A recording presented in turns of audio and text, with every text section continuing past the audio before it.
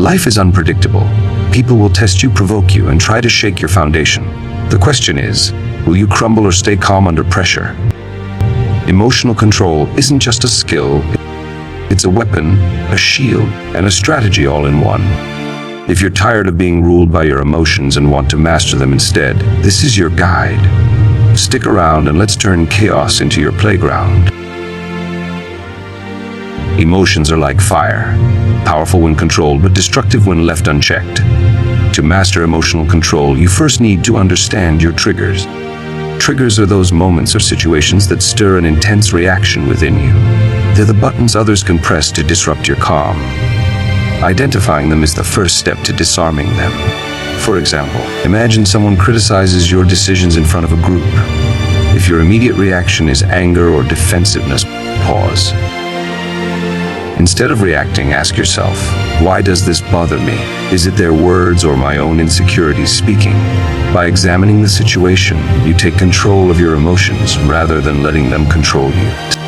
Start by keeping a journal or making mental notes of situations where your emotions feel heightened. Over time, patterns will emerge, patterns you can prepare for. The goal isn't to avoid triggers, but to recognize them before they overpower you. In the heat of the moment, emotions demand action. Anger wants you to shout, fear wants you to retreat, and sadness wants you to give up. But here's the key. Your first reaction is rarely your best response. That's why mastering the pause is essential for emotional control. For instance, picture yourself in an argument. Instead of retaliating with words you might regret, take a moment to pause and breathe. Count to 5, step back mentally, and reassess. This simple act breaks the chain of emotional reaction and gives you the power to choose your next move deliberately. A pause isn't a sign of weakness. It's a show of strength. It demonstrates that you're not a puppet to your emotions, but the master of them.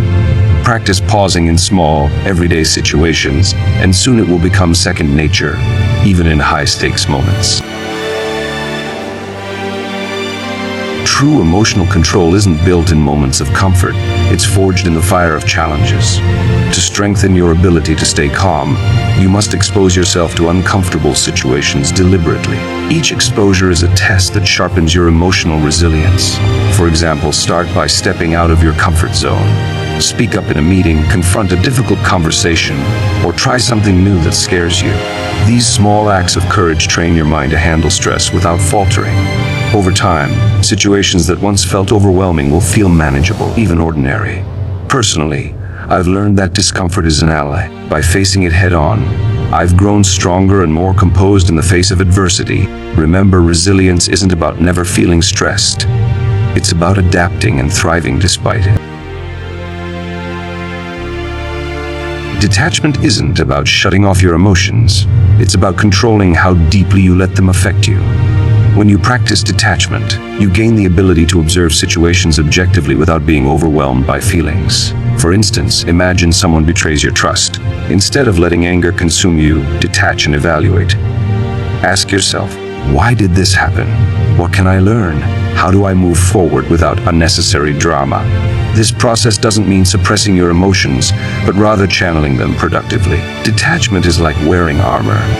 It shields you from unnecessary emotional wounds while allowing you to operate with clarity. Start small by observing your emotions instead of acting on them, and you'll soon find yourself unshaken in even the most volatile scenarios.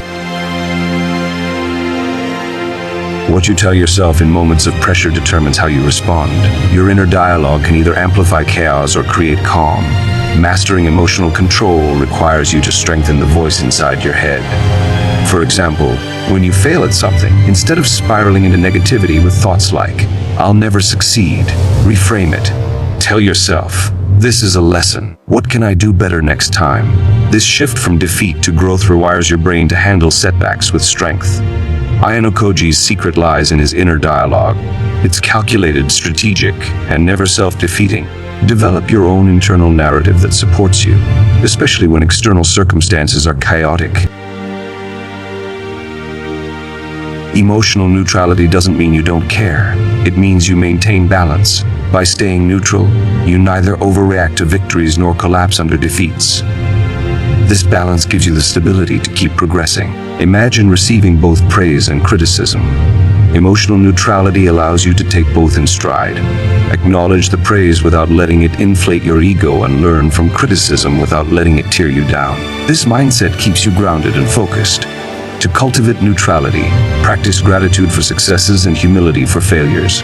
Over time, you'll find that life's ups and downs no longer have the power to shake you off course. The ability to stay calm often depends on your ability to see the bigger picture.